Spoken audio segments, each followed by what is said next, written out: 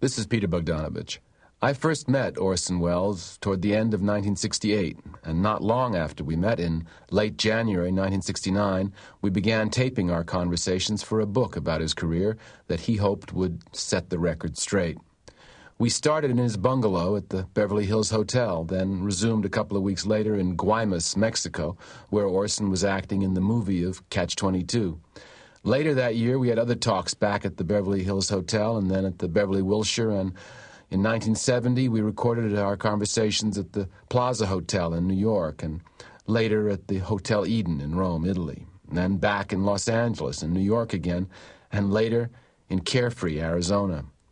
One of our earliest interviews was about Orson's first years in Hollywood and the first picture he planned to make there, based on the Joseph Conrad novel Heart of Darkness, which he had done as a memorable radio show. He never did make the picture. Did the beard that you grew, this is a legend, the beard that you grew for Heart of Darkness, really have a bad effect on people in Hollywood? Very bad, but I didn't grow it for them. I'd been wearing it in my tab version of the Green Goddess in vaudeville. And I came to Hollywood with it still on. It wasn't grown for Heart of Darkness. And I planned to shave it off, and I saw how angry they all were about it. I kept it on. It's as simple as that. Simple perversity, yeah. No, because So Ward Bond wanted to cut my necktie off and all that because I had a beard, and so, the temptation was too great. I hated having the beard, but with all those kind of characters. Didn't like it. He didn't like it. It seemed to indicate it to keep it on. Yeah. And that was really... Wasn't for Heart of Darkness. I knew perfectly well Heart of Darkness was going to take months to get ready. I could have grown that beard much later. It was just literally left over from the vaudeville tour. And was it true that... I thought it might make me look a little older. I was such a baby-faced fellow, and I thought when I came they wouldn't mind me so much if I looked a little older with a beard. Instead, it irritated them when I found that out. Kept it on. Yeah, I kept it on just to irritate people like Ward Bond, who wouldn't want to irritate Ward Bond. What about the... is it true that your first party was boycotted? I never gave a party for 2 or 3 years, no. No, I know where that story comes from. I remember it was my Christmas party for the Mercury, for all my people. And I gave them all presents I had under the tree, and I'd just been divorced, and I was living alone there with my daughter in this big house in Beverly Hills, and I had all these packages, and everybody came in and took their Christmas presents away. And I woke up Christmas morning, and there was nothing under the tree, because nobody had given me anything. That's where the boycotted comes from. Nobody stayed away. It was just... They took what they wanted. Yes, that's it. It was just a joke story like that. No, nobody ever stayed.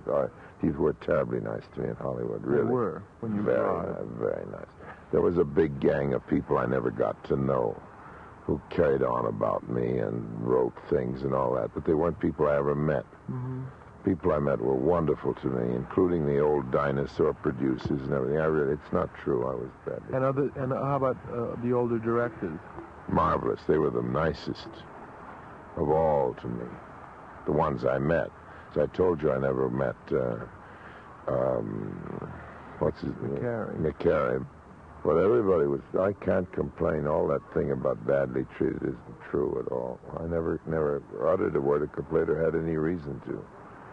The people who say that, Citizen Kane is a result of Greg Toland is kind of nonsense, because all your pictures look the same, and you only worked with him once. I mean, they all have the same signature anyway, and visually.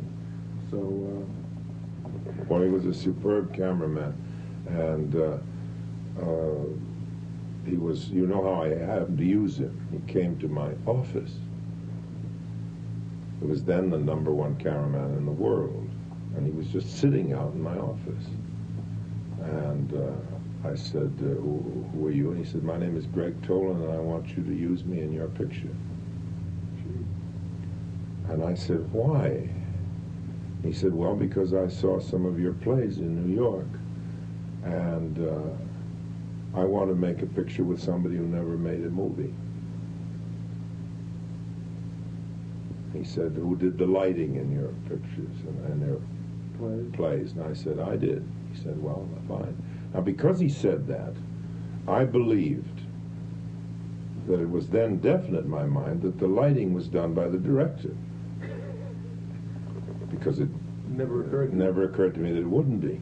So for the first 10 days of Citizen Kane, I moved the lights around and gave the orders. Yeah. And behind me, without my knowing it, Toland was balancing it, telling everybody to shut up. And he got very angry when somebody finally came to me and said, you know, that's supposed to be Mr. Toland doing that.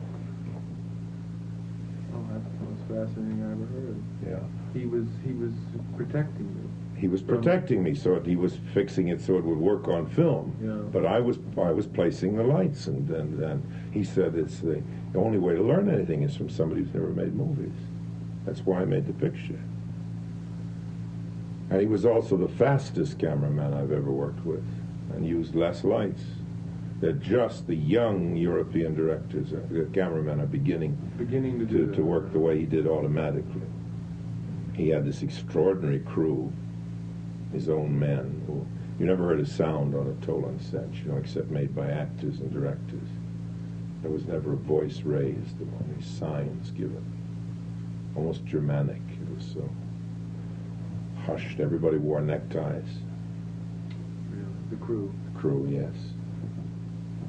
And I became closer to Ford during Kane because Toland talked about him all the time and loved Ford very much.